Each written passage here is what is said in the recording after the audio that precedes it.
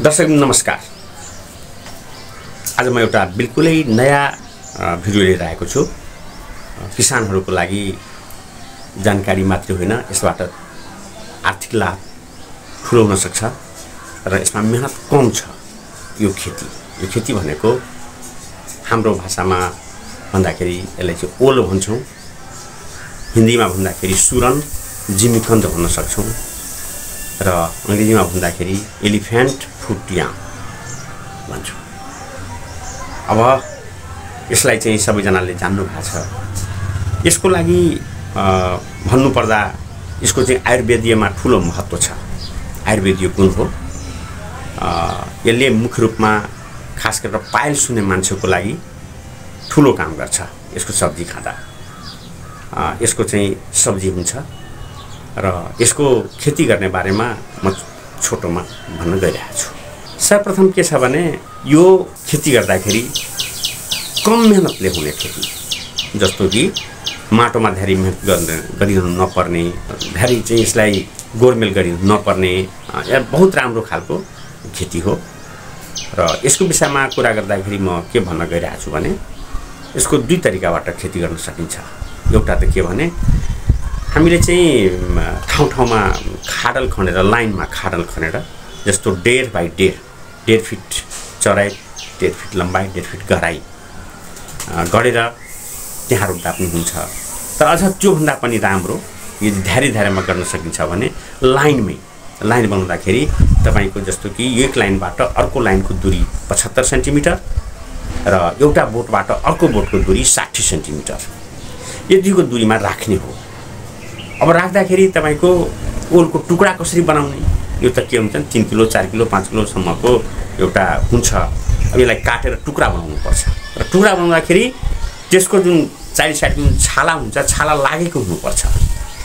किन छाला भएन भने यो उम्रिन गाह्रो हुन्छ। त्यसले छाला चाहिन्छ, त्यसैबाट जरा हालेर उम्रिन्छ। अब यसलाई टुक्रा गर्दाखेरि तपाईको बढीमा आधा किलो, घटीमा कमसेकम 300 ग्राम अथवा 300 ग्राम 400 ग्राम अथवा 500 ग्रामको टुक्रा बनाएर यसलाई चाहिँ रोप्नुपर्छ। अब टुक्रा बनाएर यसलाई एकचोटि चाहिँ फेरि उपचार गर्नुपर्छ। उपचार भन्नाले हामीले जस्तो बेबिस्टिन अथवा कार्बेन्डाजिम जस्ता विषादीमा 2.5 ग्राम प्रति लिटर पानीको झोल बनाउने र झोलमा कमसेकम आधा घण्टा यसलाई डुबाउने र डुबाएर झिकिसकेपछि हामी यसलाई चाहिँ रोप्ने। भन्दाखेरि पहिलो कुरा के भयो भने यो ल्याइसकेर काटिसकेर यसलाई चाहिँ झोलमा, विषादीको झोलमा डुबाइसकेर आधा घण्टापछि झिक्ने र त्यसपछि गएर घण्टा 2 घण्टा पछि अथवा 1-2 दिन पछाडि गएर पनि रोप्दा हुन्छ। यो उपचार भएको भयो। अब रोप्ने कहिले, कुन महिनामा भन्ने कुरा आउँछ।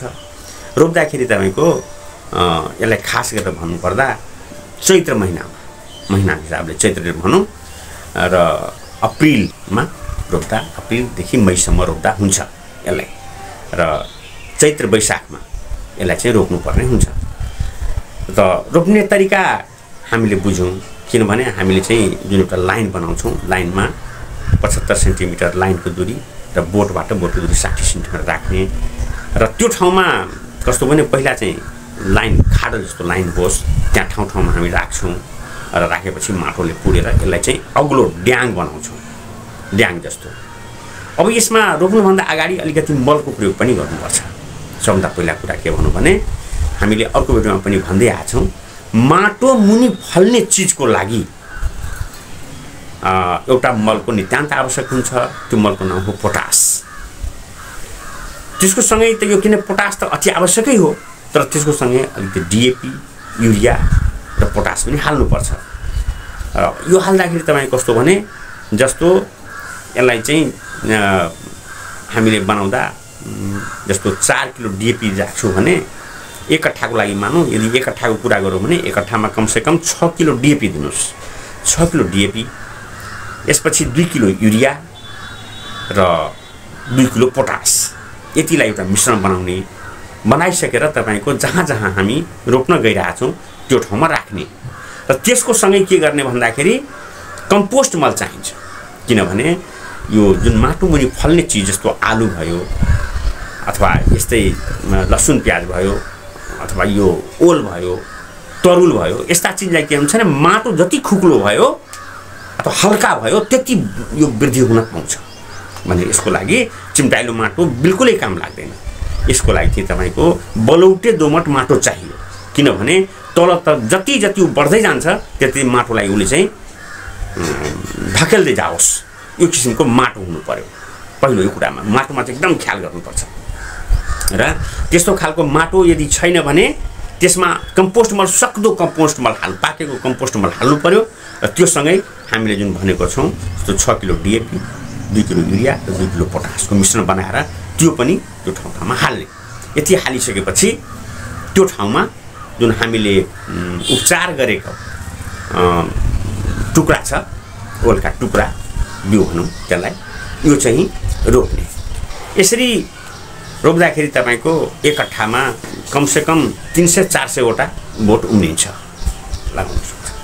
लगाइसकेपछि त्यहाँ रोपिसकेपछि माटोले पुर्दिने, माटो पुरेर ड्याङ जस्तो बनाउने, उच्चा बनाउने र ड्याङमा पछि चाहिँ घाँस नआओस् भनेर परालले छोपिदिने। जहाँ पराल छ त्यहाँ परालले हामी छोप्न सक्छौँ। कुनै ठाउँमा उखुको पातहरू फालिएको हुन्छ वेस्टेज भइरहेको, त्यसले छोपिदिने। त्यो छोप्नाले के भयो भने चिस्यान पनि उडेन, चिस्यान त्यहाँ बसिरह भित्र र घाँस पनि उम्रन दिँदैन र यो चाहिँ तपाईँले ओल जुन छ त्यो ओल ठ्याक्कै त्यो ठाउँमा उम्रिन्छ। उम्रिन धेरै लाग्दैन। तपाईँको यदि राम्रोसँग चिस्यान छ र हामी रोप्छौँ भने 15 दिनमै त्यो बाहिर आइहाल्छ, निस्कन्छ र निस्किसकेपछि त्यो 1 महिनामा त पुरा पातै नै फैलिन्छ। अब यो रोपिसकेर यसलाई चाहिँ सबभन्दा महँगो बिक्ने कहिले हो भन्दाखेरि भदौ महिना। एउटा उखान छ कि भदौको ओललाई कि खाए राजा कि खाए चोर। यसको भनाइको मतलब के छ भने महँगो हुन्छ। त्यो बेला तपाईँको 100 रुपियाँ प्रति किलो अथवा त्योभन्दा नि बढी हुन सक्छ, किनभने भदौमा यसको साइज अलि छोटो हुन्छ। यसलाई निकाल्यो भने अलिकति महँगो बिक्छ त्यो बेला, त्यसैले महँगो पनि बेच्न सकिन्छ। अब यो उखान किन भने आयो भने कि पैसा हुनेले किन्नु पर्यो कि बढी पैसा लाग्छ कि होइन भने चोरेर खानु पर्यो, त्यसैले यो उखान भनिदिया हो। त अब यसलाई हामीले चाहिँ वास्तवमा बाली तयार हुनको लागि हामीले पर्खनुपर्छ कहिले भने मङ्सिरसम्म। मङ्सिरमा गएर यसको बाली तयार हुन्छ र बाली तयार भइसकेपछि यसलाई के छ भने तयार हुलामा के हुन्छ भने यसको पातहरू पहेलिन्छ। त्यो बेला पात पहेलिन्छ र पहेलियो भइसकेपछि त्यसको जरा चाहिँ माथिबाट सुक्दै आउँछ, यसको बिरुवा बोट र भुइँसम्म पनि सुक्न सक्छ। त्यो बेला तपाईँ यसलाई उखेल्न सक्नुहुन्छ र यसलाई हार्ड एन्ड फास्ट फलानु महिनामा पनि उखेल्नुपर्छ भन्ने छैन। तपाईँ यदि बिउको लागि राख्न खोज्नु भएको छ अथवा अलिकति ढिलै गरेर पनि खन्छु भन्दा हुन्छ भने माटोमा बसिरहन्छ, यो कुनै किसिमको नोक्सानी हुँदैन। अब एउटा कुरा आफ्नो सिँचाइको कुरा, यसलाई सिँचाइ कुरा के भन्छ, सुरुमा सिँचाइ दिनुपर्छ, किनभने माटोमा तपाईँ सुक्खापन हुनसक्छ। यो वैशाखमा रोप्नु भएको छ, चेतमा रोप्नु भएको छ भने वैशाख जेठतिर चाहिँ 3-4 पटक सिँचाइ चाहिँ गर्नै पर्छ। त्यसपछि त बर्सात लागिहाल्छ, असारदेखि बर्सात लागेपछि असार साउन भदौ असोजतिर पानी परेर अनि यसलाई चिस्यान त्यसै आफसाफ हुन्छ, सिँचाइ गर्नु परेन र यसको बिरुवा चाहिँ ठुलो भएर आउँछ। अब यसलाई के गर्ने भन्दाखेरि तपाईँको कस्तो पर्छ, बिरुवा कति राम्रो आयो राम्रो आएन भने पछि टप ड्रेस गर्न पनि हामी सक्छौँ। जस्तो त्यो बेला कुनै बेला झारसार आयो भने हामी अलिकति युरिया मलको त्यो झार खेलेर गोरमेल गरिदिने र त्यो भित्र चाहिँ अलिकति युरिया मलले टप ड्रेस गर्ने। यो गर्दाखेरि के भन्नु तपाईँको एकदम राम्रो हुन्छ र कमसेकम 5-6 किलोसम्मको हुन्छ, योभन्दा ठुलो पनि हुनसक्छ। यसरी चाहिँ यो खेती र यो खेती गर्नलाई साँच्चै भन्नुपर्दा अरूको जस्तो चाहिँ माटै लगाएर माटैमा गोरमेल गरेर माटैमा चाहिँ हिलोमा काम गर्नु पर्दैन। एकचोटि रोप्यो र सिँचाइ गरिरह्यो, एकचोटि उखेल्यो भनेपछि यो सजिलो खेती भनेको यही हो। त्यसैले एउटा भनाइ छ कि यो चाहिँ प्यान्ट सर्ट लगाएर अथवा ब्रास्टेड धोती लगाएर पनि यो खेती गर्न सकिन्छ। सबभन्दा सजिलो ओल खेती हो यो। चाहिँ मेहनतै नगरिकन हुने खेती भनेको ओल खेती हो।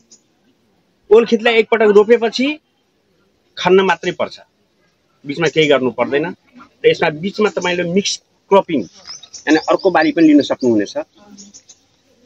ओल भनेको यो ब्रास्लेट धोती लगाएर गर्ने खेती हो, माटो चाहिँ धेरै किसानले लगाइरहनु पर्दैन। त्यसैले यो खेती गरौँ र धेरै आर्थिक लाभ पनि हुन्छ।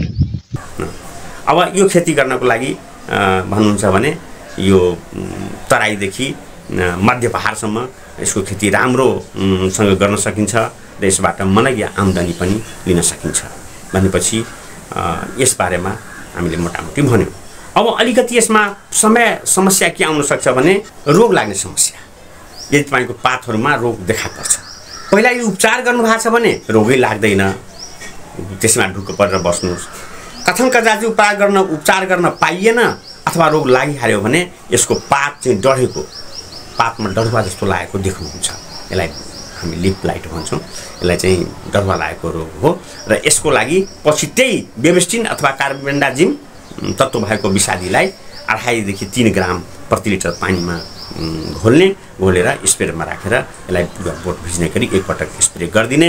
यसले चाहिँ त्यो रोगको निदान पनि भइहाल्यो भनेपछि मैले एकदम छोटो मिठोमा यसलाई चाहिँ आज प्रस्तुति गरेँ। सायद तपाईँहरूलाई यो धेरै मनपर्छ होला, त्यसैले फेरि यसलाई चाहिँ सब्सक्राइब गरिदिनु होला, लाइक गरिदिनु होला, कमेन्ट लेखिदिनु होला र यस्तै तपाईँहरूकोबाट जिज्ञासा आयो भने हामी यस्तै किसिमको पनि फेरि भिडियो बनाएर तपाईँहरू समक्ष आउने नै छौँ।